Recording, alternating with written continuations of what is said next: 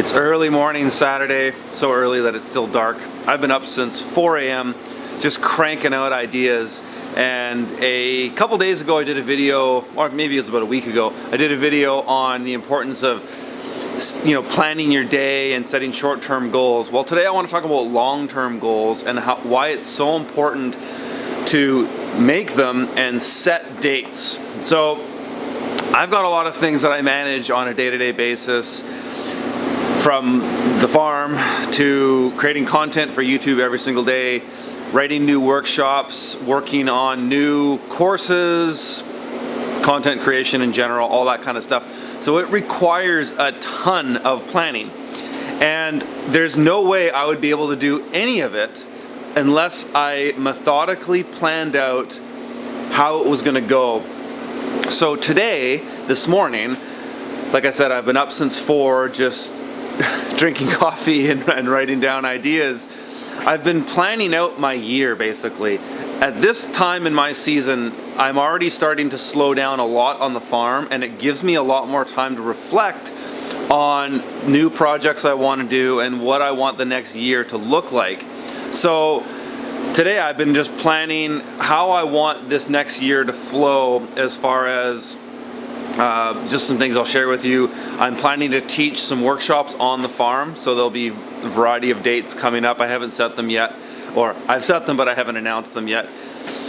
And we'll be offering some internship programs and a bunch of stuff that requires a lot of planning. And in order to do this stuff, no matter what you're planning, I'll just try to broaden the context a little bit. No matter what you're planning, if you don't set the dates, you'll never really get it done. I find, for myself at least, I have to actually set the date. I have to open up the calendar and go, this date, this thing is happening then.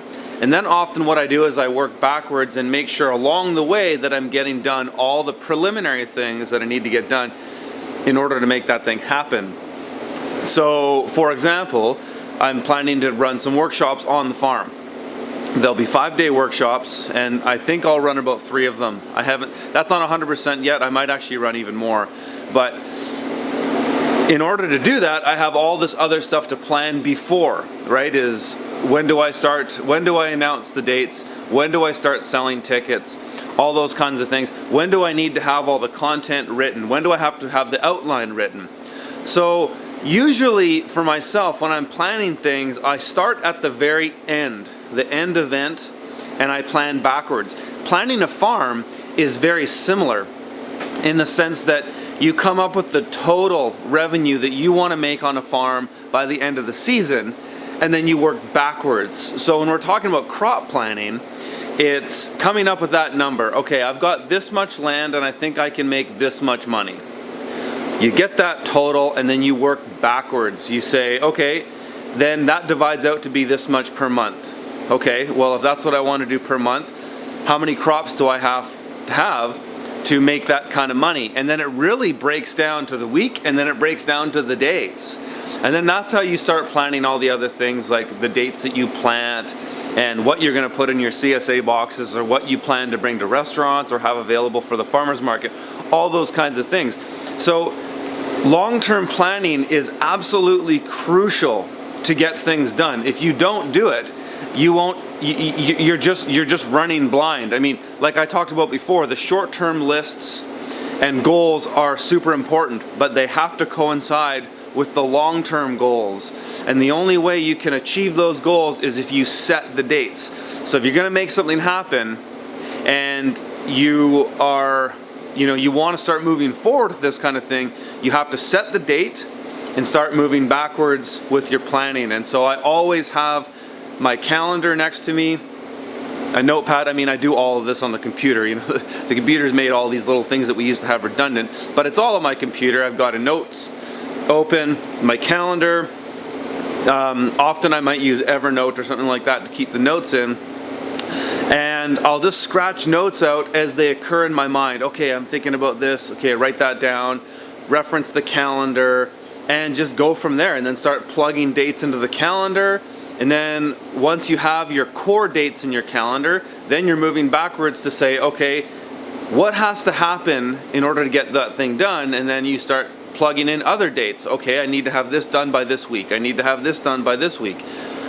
That is an absolute must if you're going to manage multiple things, start a business, or create content, run a farm, plan your farm, your crop calendar, and all that kind of stuff. So I just wanted to share that with you guys today because it was on the top of my mind, and it's what I was actually doing this morning. So like I was saying, we will be offering a few internship programs on the farm this coming year. We'll be teaching workshops. If any of you guys are interested in that stuff, email me at curtis@theurbanfarmer.co. And if you want to be on the list for announcements of the internship programs, put intern list in your subject. If you want to be on the workshop list, put workshop list on the subject. Or if you want to be on both, put both lists in your subject. And I will add you to the list, and you'll be of the first to be notified before I officially announce it. So if you guys have found that useful, please hit the subscribe button right now. Like and share these videos with your friends, and check out my website at theurbanfarmer.co, where you've got links to my one-day workshop, my online course, my book, the free extras that's an accompaniment to the book, and you can make a donation to the show. You can do that at theurbanfarmer.co/support if you want to help me take the time to make content like this for you. All right, thanks for watching.